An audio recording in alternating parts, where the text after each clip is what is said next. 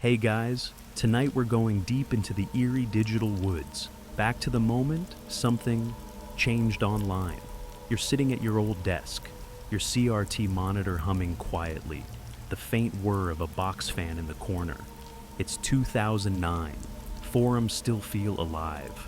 Internet threads stretch endlessly, filled with awkward avatars and odd inside jokes. You're halfway through a Photoshop contest on a site called Something Awful, scrolling past vampire pirates and flaming skeletons when you pause. It's an image of children at play, but something's off. There's a tall, pale figure in the background. He's wearing a suit, or what looks like one. No face, just smooth nothingness. His arms are too long. There's a caption underneath. Something like, "We didn't want to go, we didn't want to kill them." You scroll back up. Did you miss that the first time? So, before you get comfortable, take a moment to like the video and subscribe, but only if you genuinely enjoy what I do here. And let me know where you're listening from and what time it is there. I always love seeing just how many of us are drifting off together. Now, dim the lights, maybe turn on a fan for that soft background hum, and let's ease into tonight's journey together. You lean back, that photo stays with you. You know it's fake, obviously, but the figure lingers, as if your brain doesn't care that it's an image from a contest. And just like that, you're watching the birth of an urban legend. Slenderman didn't come crawling out of some musty folklore or a 19th century diary. No, he emerged fully formed from pixels and posts on June 10th, 2009. Created by Eric Knudsen, aka Victor Surge. The image was part of a thread where users tried to make realistic paranormal hoaxes using photo manipulation and eerie captions. His contribution? 2 doctored black and white photos of groups of children with a haunting figure lurking in the background. Unnaturally tall, faceless, and subtle enough that your brain has to work to see it. That's the trick. The horror comes from filling in the blanks. And people did. Boy, did they ever. You're not alone in finding it weirdly compelling. The comments flood in. Users start posting more pictures, new sightings, and historical connections. There are suddenly found documents and fake articles dating back to the 1980s or earlier. The creature gets a name, Slenderman, and a mood too, calm, patient, and terrifyingly passive. He doesn't chase, he waits. You feel it growing, not just the character, but the feeling, that this wasn't just a one-off creepypasta. This was something different. There's a kind of internet magic happening, the kind that can only happen once really, before algorithms, before TikTok, before brands learn to meme, a moment where a few users' imagination sparked thousands more. And there's something unique about the way Slenderman immediately transcended his creator. Unlike a novel or a film, there's no official canon. He exists as a shared concept, open source horror. Everyone adds something. No one's totally in charge. And the additions come fast. Some say he abducts children. Others claim he drives you slowly insane. Someone decides he lives in the woods. Another user adds that he causes static interference with electronics. The tentacles show up. Sometimes he has 4, sometimes 8, or none. There's no consistency, and that's the point. It's a living myth. You realize the power of suggestion in all this. One person mentions a strange dream. Another sees him in a blurry reflection. Someone posts a story of an old photograph found in an attic with a shadow in the background that wasn't there before. None of it's real, and yet, it kind of is. Because late at night, when you get up for water and glance toward the backyard, you pause, just for a second, just to check. Historians still debate whether Slenderman should be considered folklore, fiction, or a freak digital anomaly. But if folklore is something a community tells and retells until it starts to feel true, then Slendy qualifies. And that something awful thread, it's still there. A fossil almost. You can scroll back and see the exact moment of his birth, but the moment was never about one photo. It was the spark it lit in 1,000 other minds. You close the tab, but it's too late. The seed's been planted. You won't see the world quite the same again. Every time you see a grove of trees or catch a sliver of white cloth in your peripheral vision, something small and cold runs down your spine. That's the beginning. That's how it always begins. You wake up the next morning, maybe a little later than you meant to. The room's bright now, but that eerie feeling still lingers. You reach for your laptop. Something compels you to open the forum thread again. It's grown, dozens more pages, new users, new sightings, fresh images, more detailed lore. You scroll slowly, reading every post. Some users are clearly joking, crafting elaborate, tongue-in-cheek backstories about Slenderman haunting their middle school, or rearranging furniture in their dorm room. But others, well, they seem serious. Or at least, they've committed to the bit so hard it stops feeling like a joke. You come across an entry that claims a blurry photograph from 1958 shows the same tall figure. It's just vague enough to make you pause. Then someone else shares a memory of seeing Slenderman in a childhood nightmare, years before he was created. You know it's impossible, but your brain quietly whispers, "What if?" This is where the myth starts to mutate. Unlike the myths of ancient times that needed centuries and oral storytelling to evolve, Slenderman's evolution happens in days, sometimes hours. You can literally refresh the thread and see him changing. Users begin posting sighting logs, like they've seen him in their town.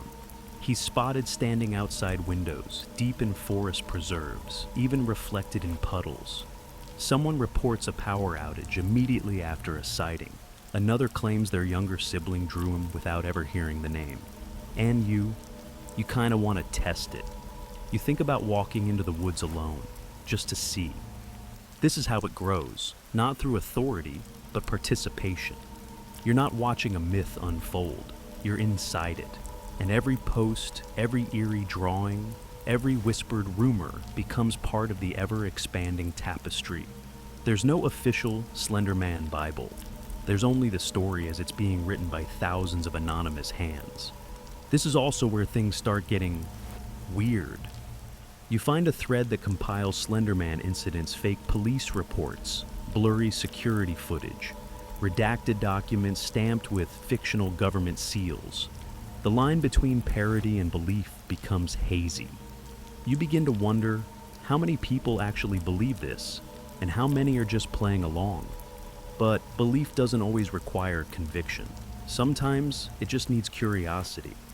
You remember reading once that if enough people agree to pretend something is real, the world starts bending slightly to accommodate it. It's why folklore survives. It's why myths linger. They're less about truth and more about cultural usefulness. Slenderman, it turns out, is very useful. He gives form to unease. He represents the lurking dread that modern life doesn't explain.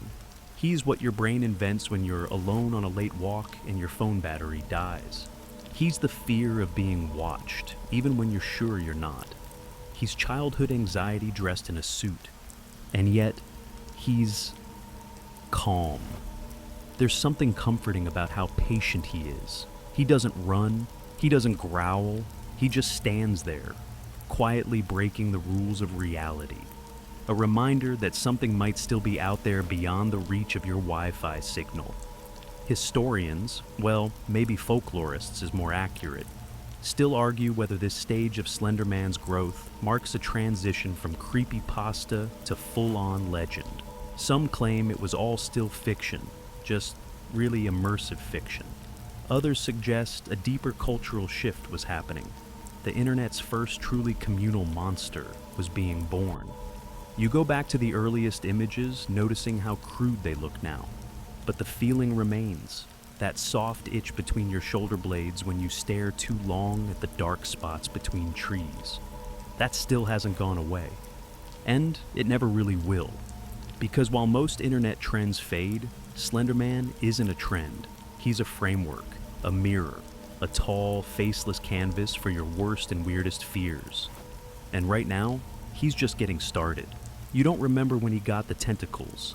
One day he was just tall and blank-faced, and the next, his silhouette had begun to sprout something darker. Tendrils, ribbons, arms.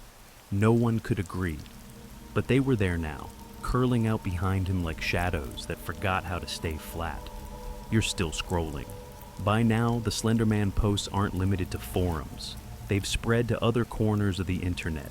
Early YouTube videos, DeviantArt sketches, even fan fiction on LiveJournal. Some stories claim he's an alien, others a ghost, or a forest spirit born from grief. His identity bends to fit the person telling the tale. That's when you realize something important. Slenderman doesn't just evolve, he absorbs. Every new piece of content adds to him.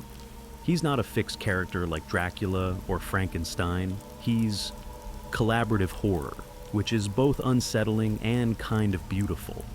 You read about a user who insists Slenderman is the ghost of a Victorian-era child snatcher.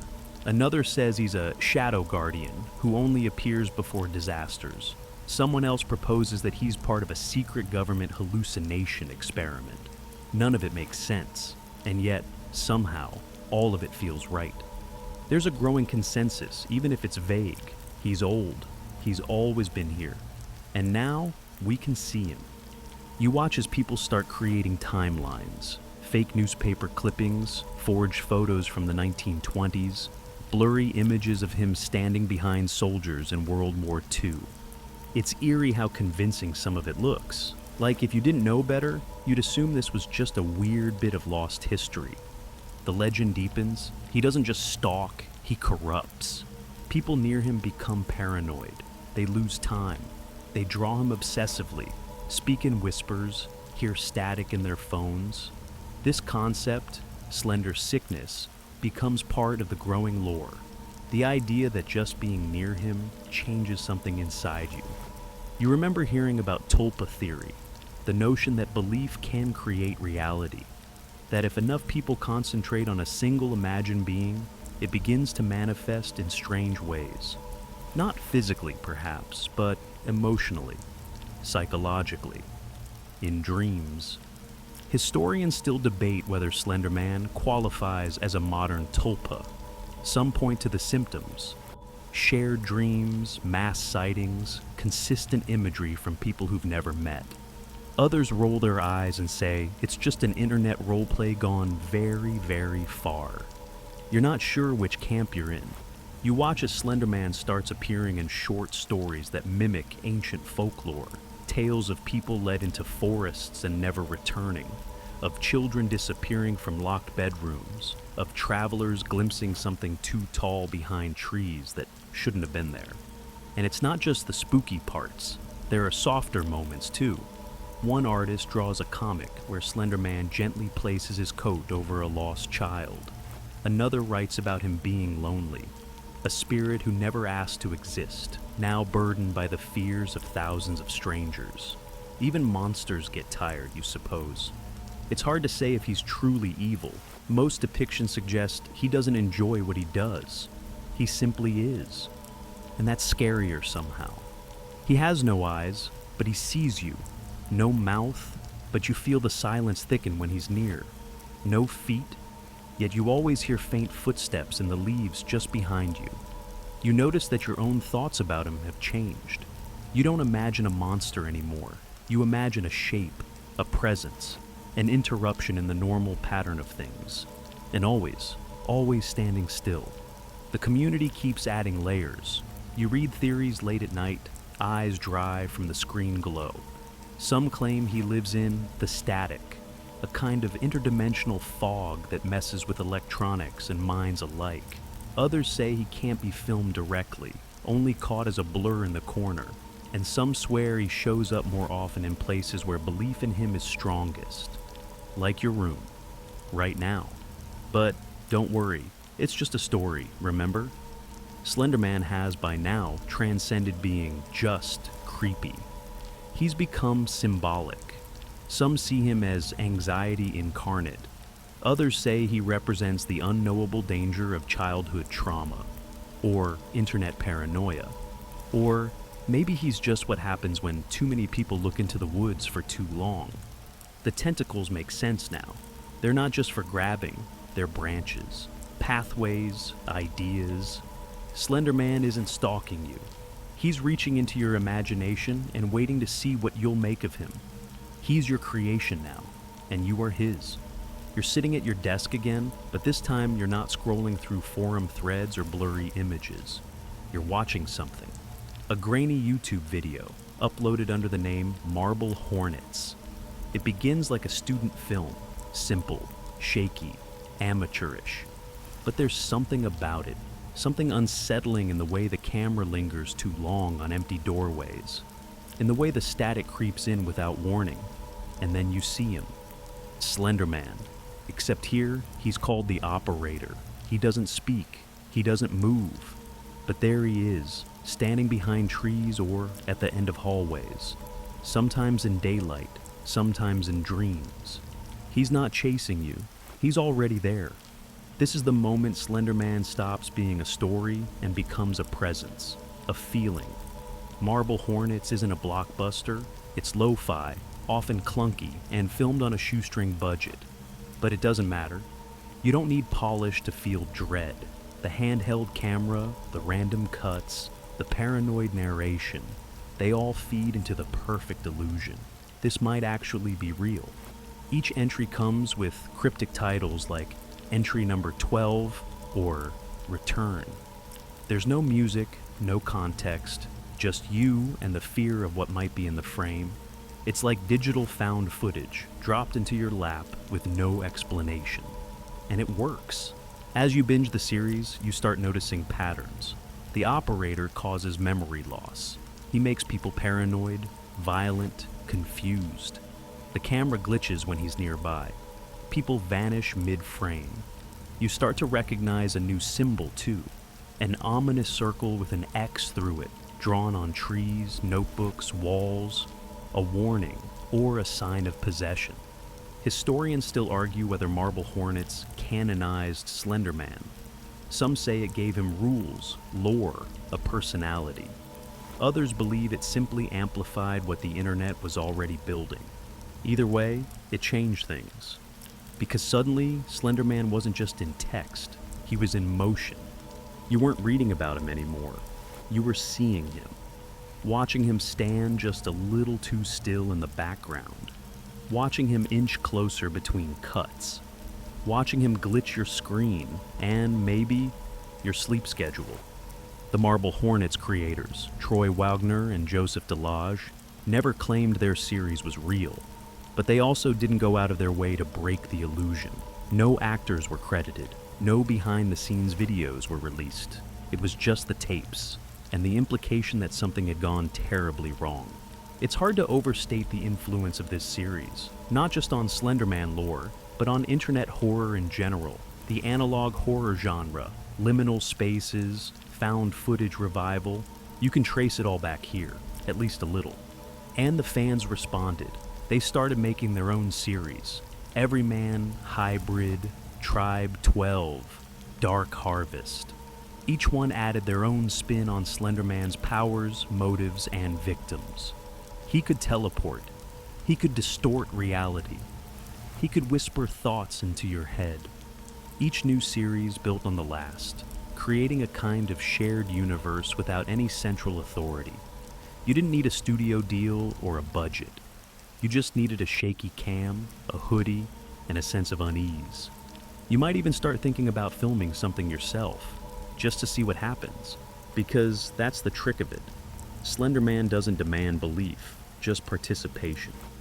The fandom too begins to change. You find wikis, ARG threads, fan-made maps of Slenderman encounters across the US. There's a Marble Hornet soundtrack on Bandcamp. Someone starts selling operator symbol patches. You're not just watching the story, you're living in the edges of it. You look out the window again, just trees, just night, just wind, probably.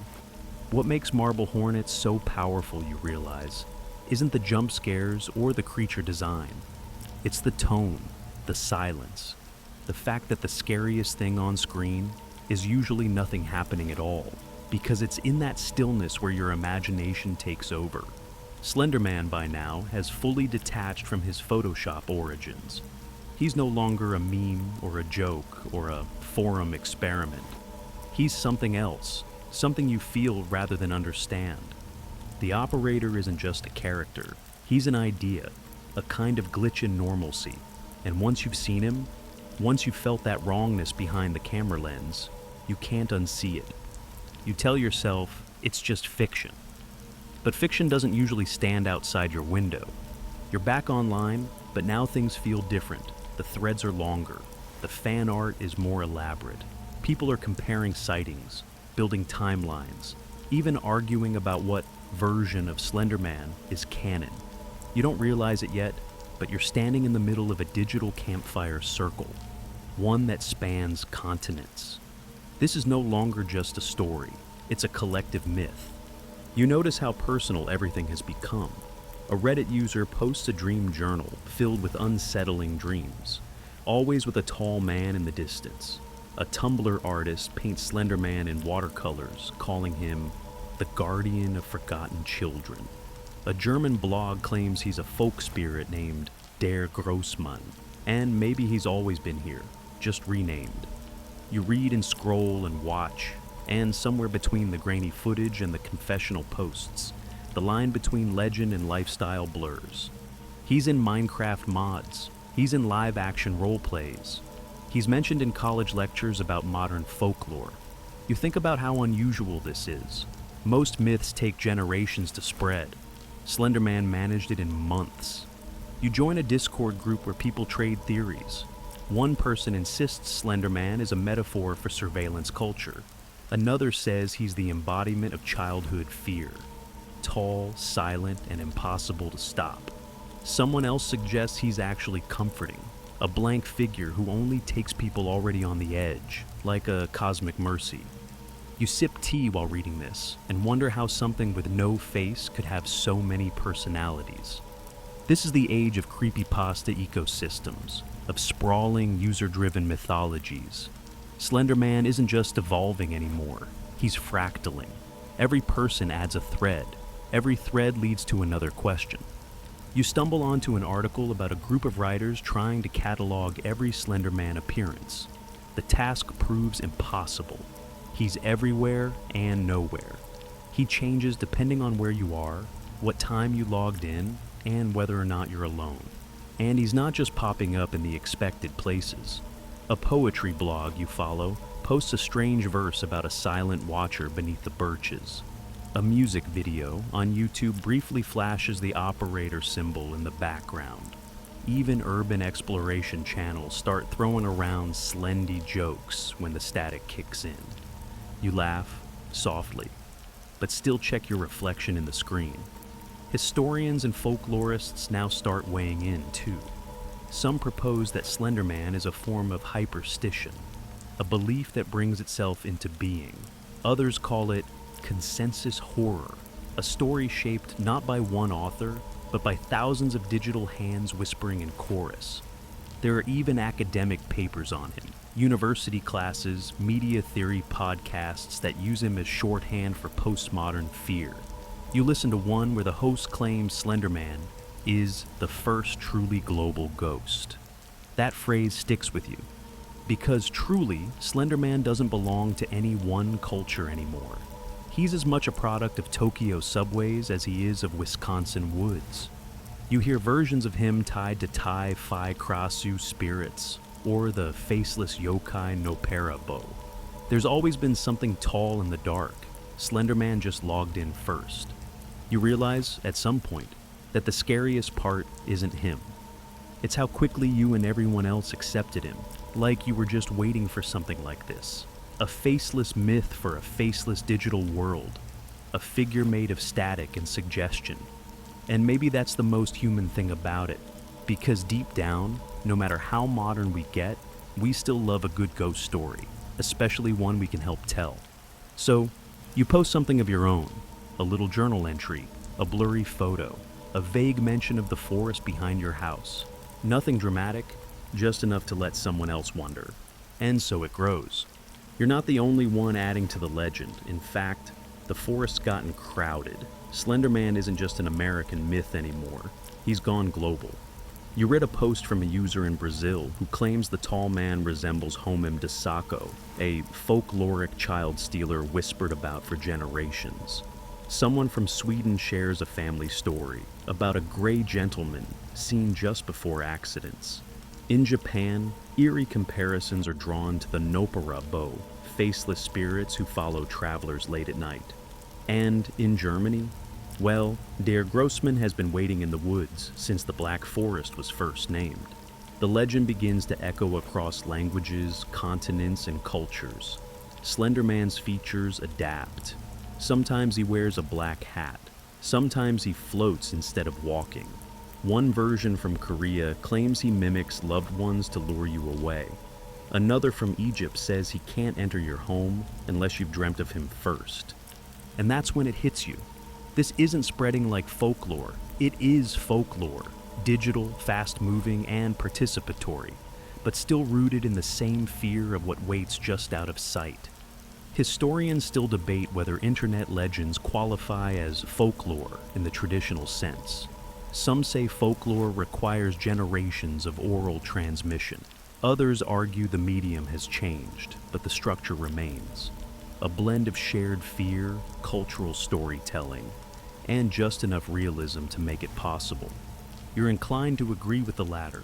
Slenderman has the hallmarks of a classic legend: regional variations, ritual behaviors, and an oddly specific presence. You even find that different communities have invented their own rules for surviving him. In Scandinavia, don't look directly at him. In parts of South America, he only targets children who lie. In the UK, he appears near certain types of mossy stone. In the Philippines, you're safe indoors, but only if no mirrors face your bed. Are any of these rules real? Of course not. But they're followed, respected, passed on. You start to notice that urban legends like Slenderman function a bit like local superstitions. Not because anyone truly believes them, but because acting like they might be real helps manage a very real sense of unease. It gives people something to do, a script to follow when the world feels too random. You think about how many children grow up hearing about ghosts that haunt old highways, lakes that swallow swimmers, or strange women in white dresses who hitchhike through the night. Slenderman is simply the internet's version of that. A bogeyman you can summon with Wi-Fi. And like any proper legend, he begins to blur into other stories. You hear people conflating Slenderman with the Rake, a similarly tall, pale figure from other creepypastas. Others fold him into SCP entries, or claim he once battled Siren Head in the woods, a crossover for the digital age. He's become modular, flexible, able to fit into any eerie corner of the web. And yet, despite all the global additions and regional spins, there are constants. He doesn't speak. He doesn't run. He doesn't rush. He watches. Slenderman's stillness makes him universal. He doesn't rely on language or culture or complex mythology. He just is. And in that void of face, of voice, of origin, people see what scares them most. You scroll through Instagram and stumble on a fan from South Africa who posted a photo of a shadow in the Bushveld, captioned only, "He waits." You pause. Not because you believe it, but because the photo feels familiar. Somehow, Slenderman always feels familiar. You close the app, stretch, and walk into your kitchen. The wind shifts the blinds slightly, casting long, narrow shadows across the floor. You tell yourself it's nothing, but you don't check the window, just in case. You're deep in it now. Not just the stories, but the structure of them. Patterns start to emerge. Certain themes, behaviors, even survival tactics pass between fans like secret knowledge. You begin to wonder, what are the rules of Slenderman? Not official rules, of course. There's no handbook, no cinematic universe to confirm what he can or can't do. But somehow, everyone kinda knows. Or feels like they do. Rule 1, don't look directly at him. That seems to be universal. Maybe it's a respect thing. Maybe it's just that looking at him makes the hallucinations worse. Some stories say the moment you lock eyes, if he even has eyes, you're marked. Rule 2, stay out of the forest, especially if it's foggy. Especially if you hear static or find those strange stick figures dangling from branches. Don't go looking for him, because that's when he starts noticing you. Rule 3, he doesn't run, ever. If you're running and he's just standing there, calmly waiting for you to trip, well, that's your problem. You find whole communities dedicated to compiling these unofficial rules. People share survival stories written like journal entries. Don't follow the music. Don't answer if he knocks. Don't think about him too much or you'll start to see him. You chuckle softly at that last one and then glance over your shoulder, just for a second. Some rules are weirder. Someone claims you can ward him off with lavender. Another insists you must never say his name 3 times near reflective surfaces. A post from 2012 says he's afraid of dogs. Another from 2019 says he becomes one if no one's watching. These contradictions don't weaken the myth, they strengthen it. Legends are supposed to be inconsistent. It's what makes them slippery, impossible to fully grasp. Folklorists point out that this is a key feature of what's called ostension, when people begin to act out a legend as if it were true, influencing how the legend itself evolves. A group of kids dares each other to enter the woods where someone said Slenderman was seen. They film it, post it. Another group mimics it. The legend spreads not just through stories, but through behavior. Historians still debate whether Slenderman's mythos counts as a game, a story, or something in between. Is it a digital ritual, a form of participatory theater, a crowd-sourced ghost? You sip some water and decide the answer is yes, to all of it. There's even a subset of fans who treat the Slenderman lore like an RPG. They create player characters, researchers, ghost hunters, conspiracy theorists, and interact with the myth in character. It's immersive, absurd, and somehow very compelling. You come across one Tumblr post that breaks it down beautifully. He's not just a monster, he's a test. You see him when you're almost ready to break. He doesn't cause fear, he collects it. That one lingers with you. Because whether it's in fiction, fan games, or forum posts, Slenderman always seems to arrive at the same moment. When you're alone, lost, confused. He's the thing in the fog when your phone dies. The shape behind you when you thought you were safe. The question that never quite gets answered. And the rules? The rules are just rituals. Ways to comfort yourself in a world that doesn't make sense. If you avoid the trees, maybe he won't come. If you whisper the right phrases, maybe the static will stop. If you never admit you believe, maybe that makes it safe. You know, logically, that it's all a game, but you still avoid turning the lights off all at once, just in case. You're in a forest now. Not literally, just pixelated leaves, looping shadows, a flashlight beam that barely cuts through the dark. You've loaded up Slender, the 8 pages, one of the most quietly influential indie horror games of its time. It's simple, almost laughably so. You walk, you find pages, you don't die, except you probably do. Because as you collect each page, something changes. The fog thickens, the music, if you can call it that, gets louder. Your breathing feels a little faster. And then you see him, Slenderman, standing motionless between 2 trees. No animation, no dialogue, just a tall figure, watching. You spin around and run. You get lost. You feel like he's behind you, even when he's not. And the more pages you collect, the closer he gets. This is the power of suggestion. The fear doesn't come from what he does. It comes from the way the game makes you anticipate what he might do. And it worked. The 8 pages exploded across Let's Play channels, forums, and social media. Everyone from PewDiePie to your younger cousin was screaming over the same minimalist horror experience. It was free, lightweight, and oddly perfect, especially for a myth born online. You begin to notice how many games he's crept into. Slender, the arrival follows as a full-length narrative-driven horror experience.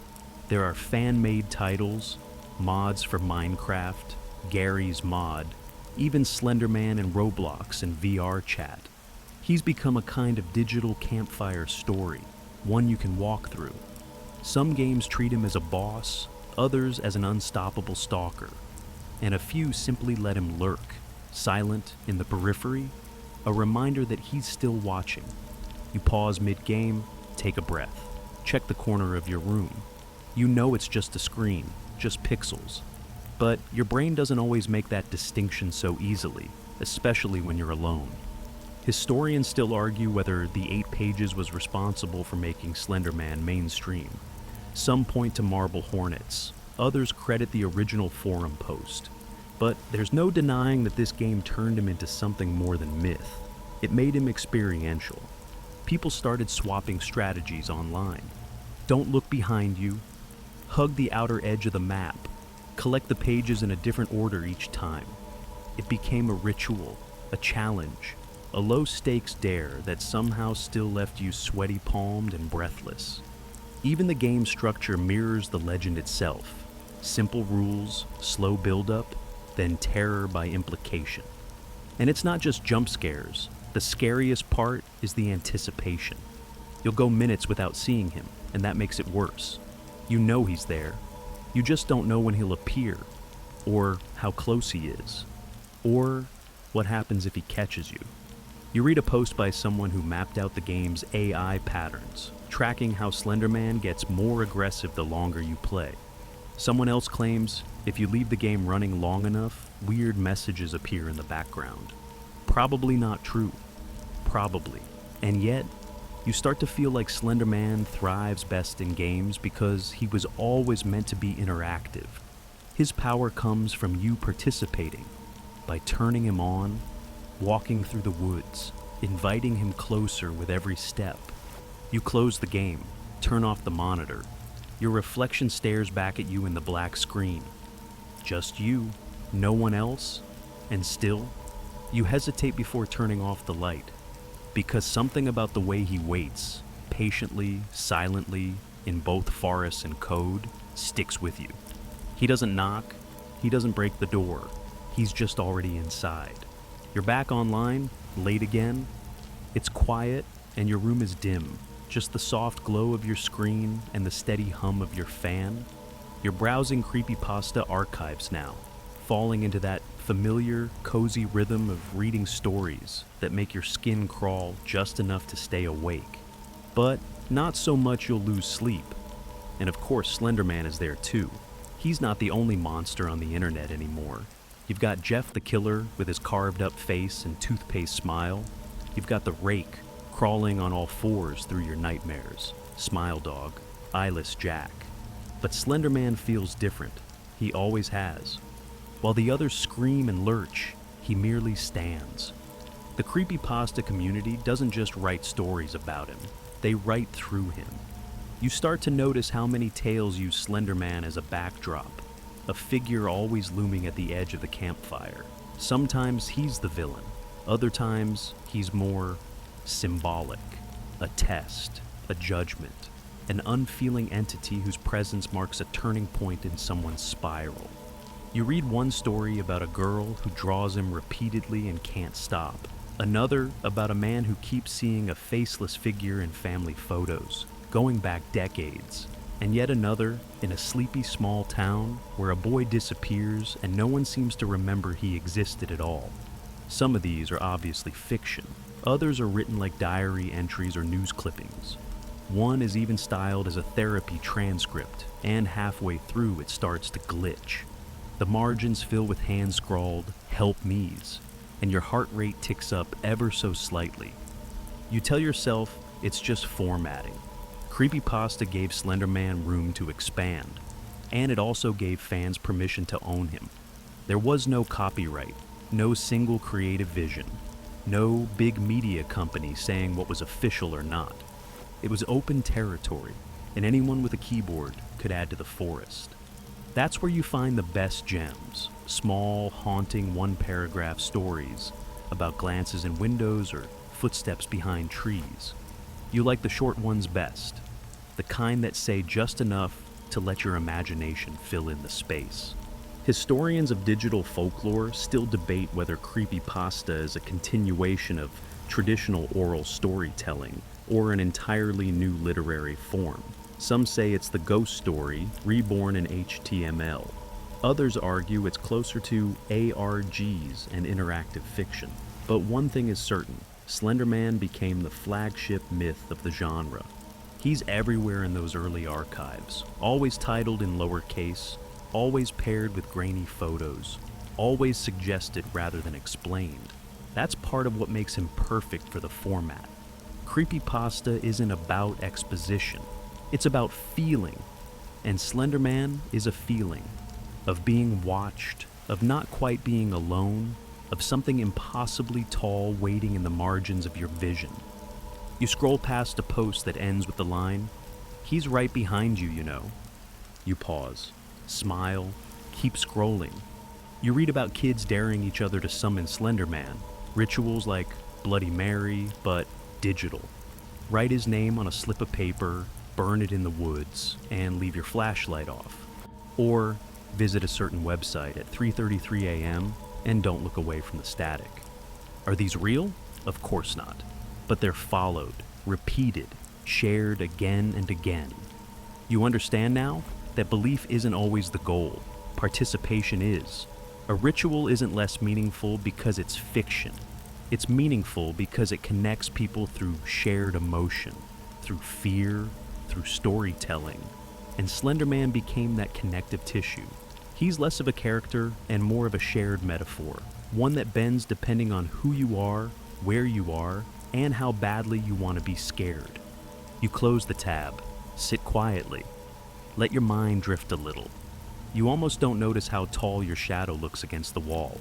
Must be the angle, probably. You wake up one morning and something feels different.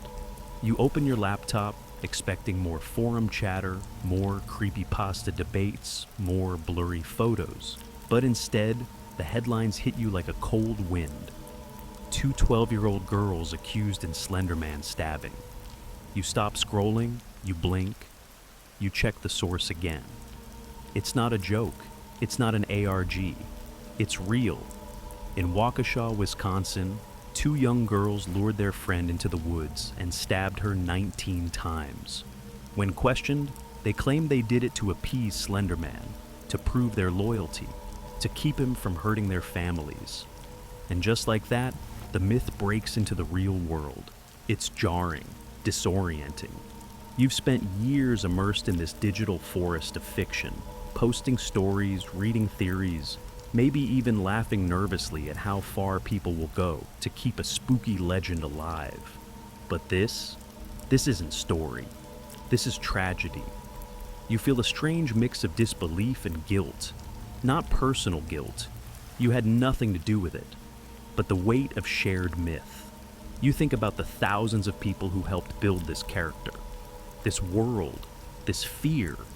And now, that imaginary forest has roots in the headlines. The girl who was attacked survived, miraculously. She crawled out of the woods and found help.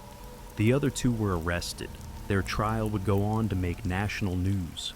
And everywhere, the name Slenderman was dragged out of the shadows and into the full, unforgiving light. You sit through press conferences where bewildered officials try to explain who Slenderman is. News anchors fumble through segments, mispronouncing creepypasta, referring to Slenderman as a demonic internet entity. Psychologists offer theories, parents panic, schools block websites, and somewhere in all that noise, the myth changes. Historians and folklorists would later point to this moment as the end of Slenderman's innocence, if he ever had any. He was no longer just an internet campfire story. Now, he was part of a real, horrifying case. The legend had crossed over, and it left a scar. You scroll through the reaction posts. Some fans are devastated, others defensive. A few walk away from the myth entirely, shaken by how fiction and belief had collided in such a violent way. And still others argue that blaming a character for a crime is like blaming Frankenstein's monster for the thunder. But the fear is real. You read about kids getting called into the principal's office for doodling Slenderman in their notebooks, parents throwing away fan art, websites scrambling to add disclaimers and take down content. Suddenly, the fun has drained from the fandom, replaced by this heavy question. Are we responsible for what we imagine? You're not sure. Slenderman, after all, didn't do anything. He didn't tell anyone to hurt anyone. He didn't move or speak. He simply was. A shape, a shadow, a myth. But that myth found its way into young minds. Minds still learning how to separate reality from imagination. And yet, isn't that what myths do? They influence, they echo, they haunt. You think of all the stories that once inspired fear, or worse. The witches burned, the scapegoats blamed, the fairy tales that doubled as moral warnings. Slenderman became something bigger than his creators ever intended. That much is clear. What started as a creepy forum post had grown into a mirror, one that reflected our fears, our curiosities, and sometimes our darker impulses. You look at your screen again, at the forum posts still active, but now hushed. You scroll past a user comment that reads simply, "He didn't ask for this." You don't respond. You just sit there a while, listening to the quiet hum of your machine, the faint rustle of wind outside, the distant sound of a world still turning. Slenderman hasn't vanished, but something's changed. The forest has gotten darker. You're back online, but now the forest feels censored. In the weeks and months after the Waukesha stabbing, the internet's relationship with Slenderman shifts. He's still there, lurking in fan art and archived videos. But his presence feels tense, like someone who showed up uninvited to their own funeral. You start seeing disclaimers slapped onto Slenderman content. Creepypasta sites post warnings. YouTube videos that once played for millions are suddenly marked age-restricted, if not taken down entirely. Even the original Something Awful thread is now seen through a lens of cultural caution, no longer just a quirky contest thread, but a possible origin of something dangerous. And you get it, sort of, but also not really.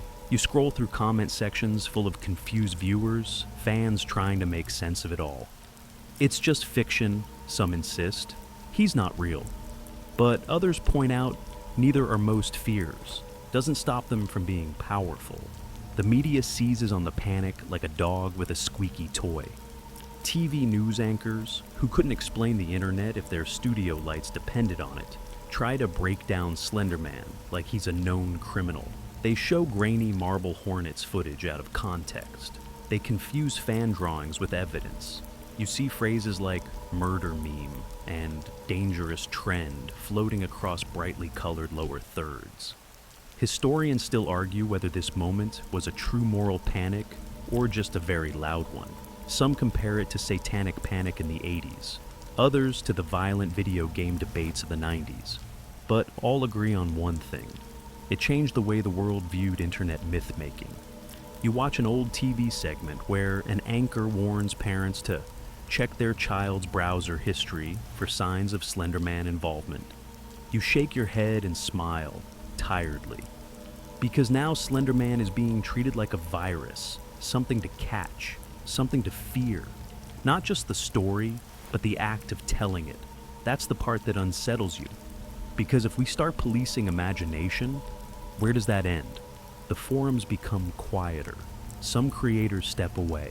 Others dig in, defending the myth while acknowledging its misuse. There's a tension now, an invisible asterisk next to every new piece of content. This didn't hurt anyone, but something else did. You notice that Slenderman fan culture becomes more niche after this. Not gone, but careful, more private. Like a story whispered behind closed doors instead of shouted across message boards. And yet, despite the backlash, the myth survives. In fact, Some would say it grows. You find a thread discussing how urban legends often survive moral panic by going underground, becoming more mysterious, more alluring precisely because they're forbidden. The Bloody Mary ritual didn't vanish when parents warned against it. If anything, that made it stronger. The same thing begins to happen here. You start to see subtle nods, posts where Slenderman isn't named but referenced, videos that recreate his style without the iconography. He becomes a kind of ghost within the machine, less visible but no less present. You read a blog post by a digital folklorist who writes, "Slenderman isn't dangerous because he's real. He's powerful because we keep telling his story, even when we're told not to." That sticks with you. Because even after the tragedy, after the backlash, after the flood of media panic, people still create. They still write. They still imagine the faceless figure standing silently between the trees. Maybe quieter now, maybe more carefully, but still. Because you can't unmake a myth once it's grown legs, or tendrils, or 1,000 pixelated footprints across the internet. You sit back one evening, a documentary queued up. Beware the Slender Man. The title alone feels heavy. Not the usual clickbait. Not a fan-made YouTube dive. This is HBO, and it's clear from the first frame, this is going to hurt a little. The film opens with real footage. Not shaky cam horror, but news reports, courtroom sketches, and interviews. You see the two girls, Morgan Geyser and Anissa Weier. No longer just headlines, but human, soft-spoken, fragile. Kids who somehow fell into a story too big for them. And suddenly, Slenderman isn't just a ghost story anymore. You watch their parents struggle to explain what happened. Their classmates, their teachers, psychologists try to untangle mental illness from belief. You hear about schizophrenia. You hear about delusion. You hear about the thin membrane between fiction and reality for a child who wants to believe in something powerful, something bigger than themselves. The documentary doesn't sensationalize. It doesn't try to make Slenderman the villain. It explores with an almost clinical calm what happens when a myth leaks out of its sandbox and into the real world. You see their notebooks filled with drawings, pages and pages of faceless men, trees, static. Not the scribbles of evil, just obsession, isolation, a desperate need to be part of something. You start to understand that this tragedy wasn't caused by Slenderman. It was something more complex, a story used as a mask for pain, a structure to explain confusion, a fantasy that felt safer than reality. Historians still debate whether Beware the Slender Man humanized or further mystified the myth. Some praise it for shifting the conversation away from blame and toward mental health. Others feel it pins Slender Man too tightly to the tragedy, like tacking a butterfly to a corkboard just to prove it's real. But you find yourself struck by something quieter, the sadness of it all. Slender Man, who once represented playful digital fear, now feels exhausted. In the footage, he flickers in and out like a broken broadcast signal. Not monstrous, just empty. A reflection of how lonely belief can become when it's fed by fear. And yet, even here, the documentary acknowledges his mythic status. They talk about the old folk legends, the Goat Man, the Jersey Devil, the Baba Yaga, how fear has always worn many faces, and how the internet simply gave it new ones. Faces rendered not in oil or stone, but pixels and posts. You lean back and think about how few modern myths ever get this kind of treatment. Documentaries, trials, academic panels. It's as though Slenderman had graduated from ghost story to cultural case study. Somewhere in all of it, you realize the myth is both tarnished and immortal. The courts may rule, the headlines may fade, the forums may quiet. But Slenderman, the idea of him, still waits in the static. You finish the documentary feeling a little hollow, not scared, not angry, just quiet. Like coming down from a long night of storytelling, only to realize the fire's burned low and everyone else has gone to bed. And as you close the tab, you whisper, almost jokingly, almost not. He's not real, because myths don't vanish. They evolve. And now, Slenderman belongs to everyone. It's been a while since you last checked in on Slenderman. Maybe a year, maybe more. Life gets busy. The internet moves on. New memes are born, new monsters trend. But one evening, half out of boredom, half out of nostalgia, you type his name again. And there he is, still standing, not trending, not dominating forums, but present, familiar. Like a dusty book on a high shelf you used to read under the covers. You realize something quietly profound. Slenderman has crossed the threshold into folklore, not just internet lore or a creepypasta, actual folklore, the kind of story that lingers long after its original context has been forgotten. Historians and folklorists begin using Slenderman in academic papers, real ones, with footnotes and university logos. He's cited as a prime example of emergent myth-making in digital spaces. Some compare him to Bloody Mary, others to the Boogeyman.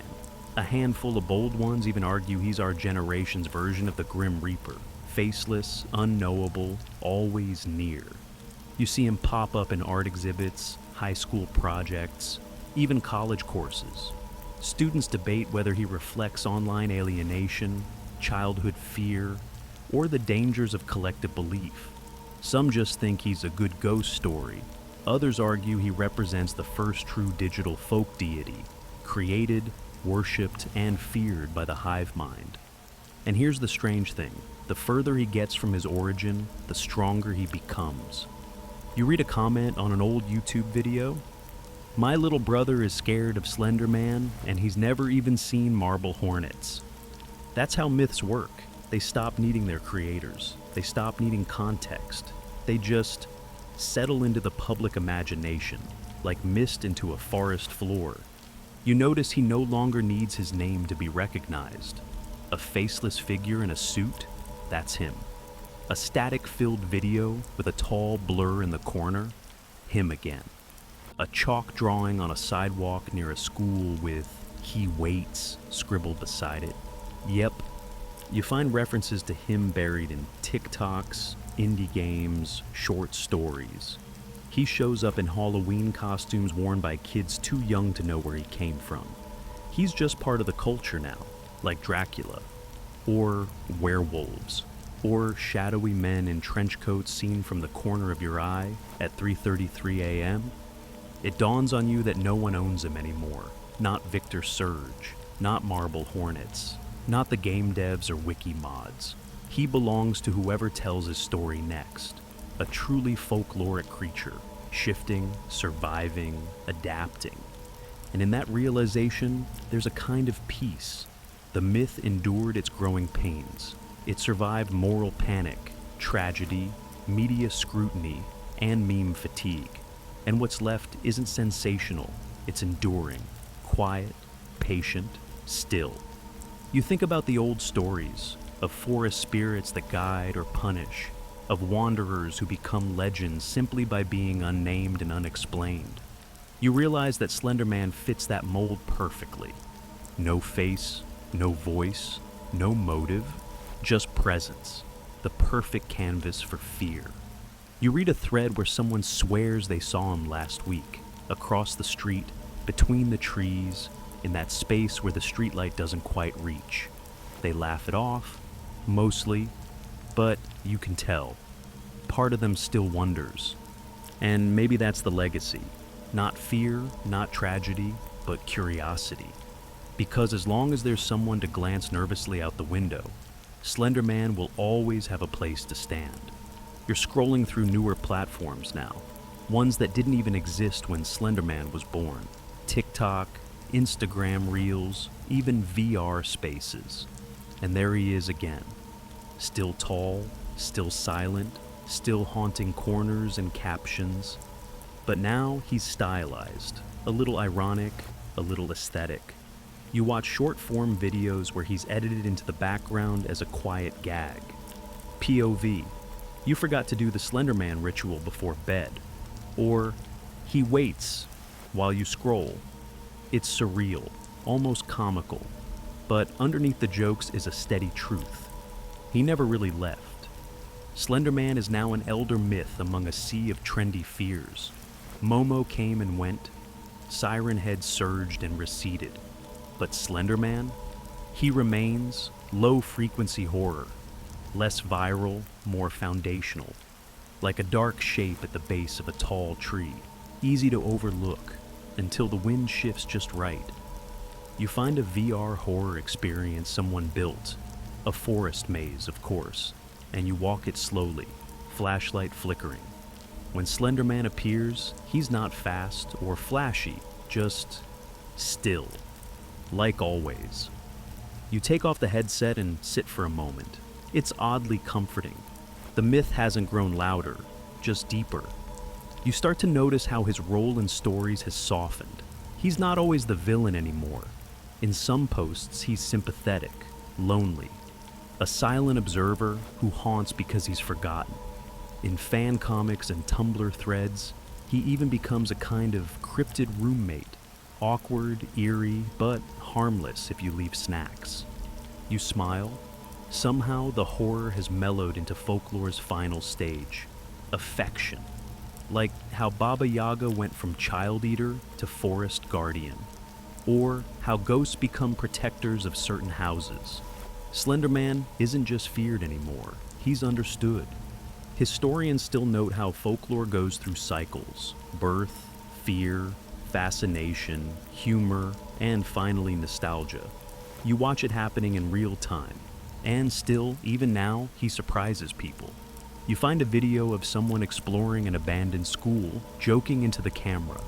But when they review the footage, there's something in one frame, just behind a doorway. A shape. No one reacts in the moment, no one screams. But the comments light up. Wait, is that him? Top right corner at 043. How did no one see that? You pause, rewatch, squint. Maybe it's just a shadow, or maybe not. That's the genius of it. Slenderman doesn't do. He is, and he doesn't need to chase the spotlight. He exists in the background, waiting for someone to glance the wrong way, or the right one. You reflect on how different this is from where the story began. No more grainy forum posts or shaky cam ARGs. Just a quiet myth humming in the internet's walls, activated now and then by curiosity, by mood, by night. He's become a digital ritual, an icon of an age where belief is less about truth and more about feeling, where fear isn't in the scream, but in the stillness. You post an image to your story, just a tree line at dusk, no figure, no caption. But you know some people will see something there anyway, and that's enough. Slenderman doesn't demand attention, he waits for it. You're walking through the woods now, not in a game, not through a screen, but in your own mind. Maybe it's the woods behind your childhood home, or that narrow patch of trees near the park, somewhere quiet, somewhere dusk clings a little longer than it should. And in that hush, you feel it again, the presence. You can't quite say when it started, this feeling that something was always there, just beyond the tree line. But it's not terror anymore, it's something older, calmer, a kind of recognition. Because you've come to understand, Slenderman isn't just a character, he's an echo of stories passed between siblings late at night, an echo of pixelated memories and static-filled screens, an echo of the brief moment you truly believed the forest might hold something unnatural. And somehow, even after all this time, he still lingers. You remember that faceless shape in the first image. You remember the Marble Hornets uploads, the forums filled with maps and theories, the panic and tragedy, the debates and documentaries. He was born from fiction, but fueled by something real. You read an article that claims Slenderman is a new kind of archetype, a myth for the internet age, where monsters don't need origin stories, they just appear, where belief is crowdsourced, where fear is shared across continents in milliseconds. Historians still argue over where he fits. Is he folklore, meme, cautionary tale? The truth is, he's all of it. the same way ghost stories can warn, entertain, and comfort all at once. You think of all the versions you've seen over the years: the lurking monster, the quiet observer, the misunderstood cryptid, the cautionary metaphor, the pop culture cameo, the eternal background figure. They're all Slenderman, and none of them are. And that's the point. You look up now, mentally, dreamily, and see the forest again. Not just trees, but memory, the way stories take root, the way myths don't die, they shift. Slenderman isn't everywhere anymore, but he's still somewhere.